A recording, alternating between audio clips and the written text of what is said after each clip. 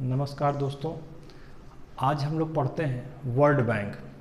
World bank जिसको अंतर्राष्ट्रीय पुनर्निर्माण एवं विकास बैंक के नाम से भी जाना जाता है, international bank for reconstruction and development. चलिए सबसे पहले देखते हैं कि इस तरह के बैंक की आवश्यकता क्या थी, क्यों इसका निर्माण हुआ, क्या कारण थे। देखिए जैसे सबसे पहला कारण हम लोग सेकेंड वर्ल्ड वार को लेते हैं। सेकेंड वर्ल्ड वार जो द्वितीय विश्व युद्ध हुआ वो 1939 से शुरू हुआ और 1945 तक चला।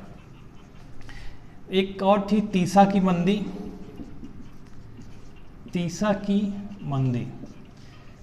की मंदी अमेरिका से प्रारंभ हुई, लगभग अक्टूबर 1929 से प्रारंभ हुई और 1939 तक चली, या कह सकते हैं कि सेकेंड वर्ल्ड वार तक चली।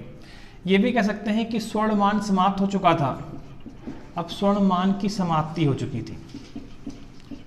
स्वर्णमान की समाप्ति, सेकेंड वर्ल्ड वार, तीसा की मंदी, स्वर्णमान की समाप्ति, ये कुछ ऐसे कारण थे जिनसे हर देश की विनिमय दरों में लगातार गिरावटें आ गई थी।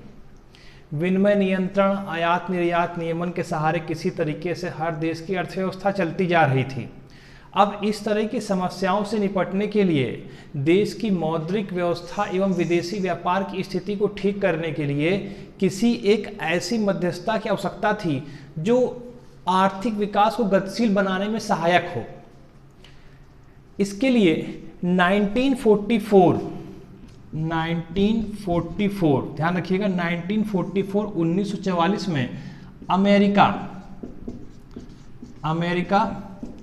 के ब्रेटन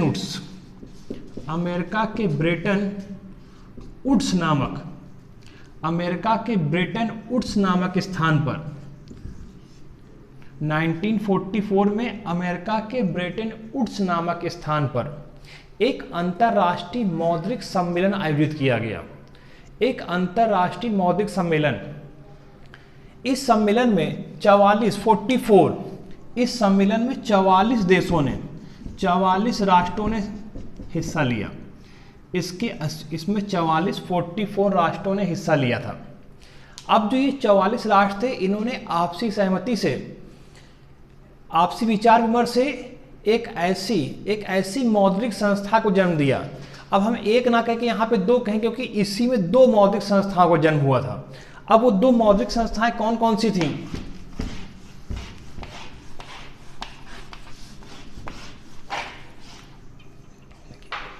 दो मौद्रिक संस्थाएं, पहली मौद्रिक संस्था थी IMF,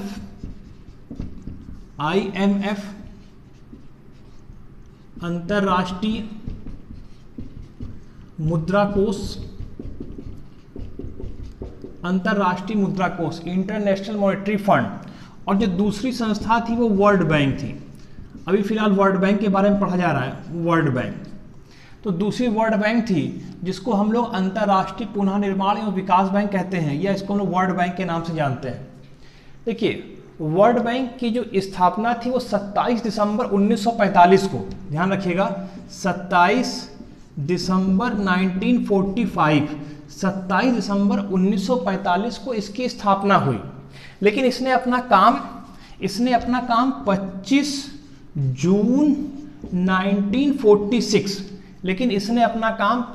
जून 1946 से प्रारंभ किया। 27 दिसंबर 1945 को इसकी स्थापना हो गई थी और इसका जो कार्य चालू हुआ 25 जून 1946 इसका कार्य चालू हो गया। अब कहते हैं जब वर्ल्ड बैंक की स्थापना हुई तो वर्ल्ड बैंक की स्थापना के उद्देश्य क्या थे? देखिए वर्ल्ड बैंक की स्थापना के जो सबसे मुख्य उद्देश्य थे वो ये थे कि उस समय जो युद्ध प्रभावित राष्ट्र थे, युद्ध से प्रभावित या टूट चुके राष्ट्रों का आर्थिक विकास करना, उनको गतिशील बनाना, उनको गतिशीलता देना, अंतर्राष्ट्रीय पूंजी निवेश को बढ़ावा देना, ऐसे निजी लोग जो किसी दूसरे में कुछ पैसे को इन्वेस्ट करना चाहते थे उनकी गारंटी लेना, अंतर्राष्ट्रीय व्यापार में वृद्धि करना, आयात निर्यात को प्रोत्साहन देना और राष्ट्रों को पूंजी प्रदान करना। और एक और सबसे इंपॉर्टेंट वर्ग था, वो था शांतिकालीन परिस्थितियों को उत्पन्न करना। ऐसी शांतिकालीन स्थितियां जिससे कोई दूसरा देश या वर्ल्ड बैंक वहां पर पूंजी का निवेश कर सके। तो ये कुछ उसके उस समय के आवश्यक उद्देश्य थे।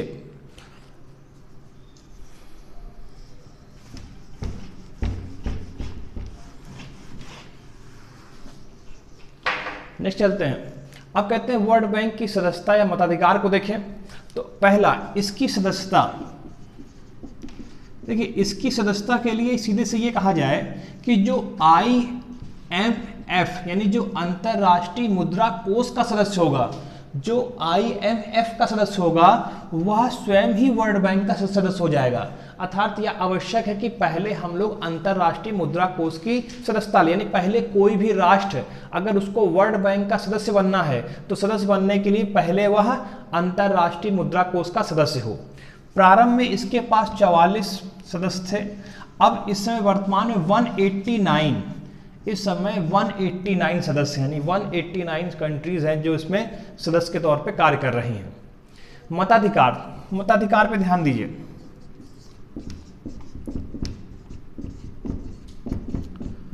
मताधिकार, देखिए वर्ल्ड बैंक के मताधिकार का भी वही नियम है जो अंतरराष्ट्रीय मुद्रा कोष का है।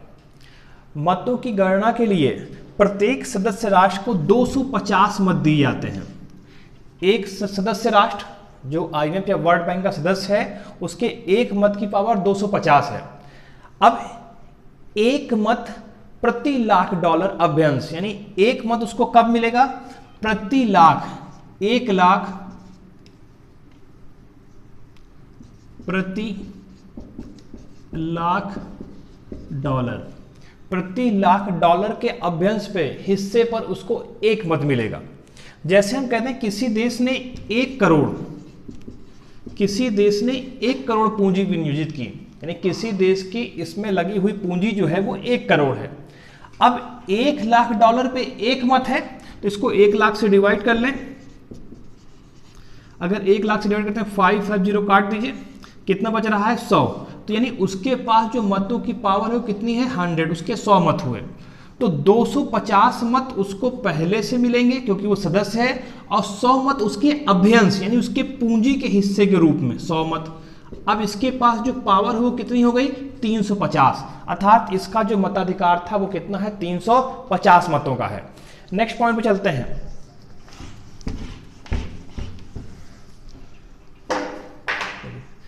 अगला पॉइंट लिखते हैं हम लोग, पूंजी, कैपिटल।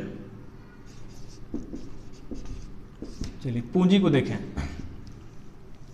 देखिए जब स्थापना हुई, स्थापना के समय विश्व बैंक की पूंजी 10 अरब डॉलर थी। विश्व बैंक की पूंजी 10 अरब डॉलर थी।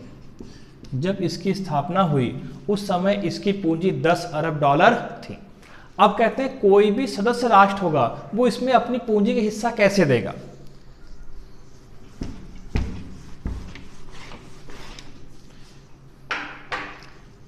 $10 अरब। अब जैसे कहते हैं कोई भी सदस्य राष्ट्र था वो वर्ल्ड बैंक में सदस्य हो रहा है तो उसको जितनी भी पूंजी, जो पूंजी वो अभ्यंश के रूप में वर्ल्ड बैंक का दे रहा है उसका 20%, उस पूंजी का 20% ही उसको तुरंत या सदस्य बनते समय, तत्काल या सदस्य बनते समय उसको अपनी पूंजी का 20% देना पड़ेगा। अब इस 20% को कैसे देना पड़ेगा? तो ध्यान रखिए इस 20% में से केवल 2% उसको गोल्ड के फॉर्म में, स्वर्ण या गोल्ड धातु के फॉर्म में देना पड़ेगा। उसको 20% का 2% स्वर्ण या गोल्ड के रूप में देना पड़ेगा। और जो बचा है इसका 18%, वो 18% कैसे देगा? वो अपने देश की करेंसी, अपने देश की मुद्रा के रूप में देगा। जो बचा हुआ 18% है वो अपने देश की मुद्रा के रूप में वर्ल्ड बैंक को देगा। अब बचता है 80%, यानी 100% में 20% का हिसाब तो ये हो गया। अब 80% कैसे है? 80% आवश्यकता पड़ने पर, यानी जब वर्ल्ड बैंक आवश्यक समझेगी तो आवश्यकता पड़ने पे 80% भाग वह वर्ल्ड बैंक उस सदस्य राष्ट्र से मांग लेगी। तो इस तरह से 100% का कैलकुलेशन हो गया। ये वर्ल्ड बैंक के बारे में एक छोटा सा शॉर्ट नोट था जिसमें वर्ल्ड बैंक की स्थापना कब हुई? 27 दिसंबर 1945 को। इसने अपना काम कब से चालू किया? तो 25 जून 1946 से अपना काम प्रारंभ किया। ठीक, सम्मेलन कहाँ हुआ था? ब्रेटन वुड्स में हुआ था। कब हुआ था? 1944 में हुआ था। इसके सदस्य कितने हैं? 189 मेंबर्स हैं प्रेजेंट में, 189 मेंबर हैं, ये हम याद कर सकते हैं। पूंजी का बंटवारा किस तरह से होता है? 20% तुरंत देना होता है, जिसका 2% गोल्ड के फॉर्म में देना होगा, 18% अपने देश की मुद्रा में देना होगा, 80% भाग मांगने पे देगा। वर्ल्ड बैंक को किसी और नाम से भी जानते हैं? हाँ जानते हैं, उसको अंतरराष्ट्रीय पुनर्निर्माण एवं विकास बैंक के नाम से जानते हैं। ठीक, इसकी स्थापना कारण क्या थे? तो स्वर्णमान की समाप्ति, world war, second world war, तीसा की मंदी, इस तरह कुछ कारण थे। तो ये एक शॉर्ट सा नोट है। अब अगले पार्ट में, सेकेंड पार्ट में इसके बारे में कुछ और पढ़ेंगे। Thank you.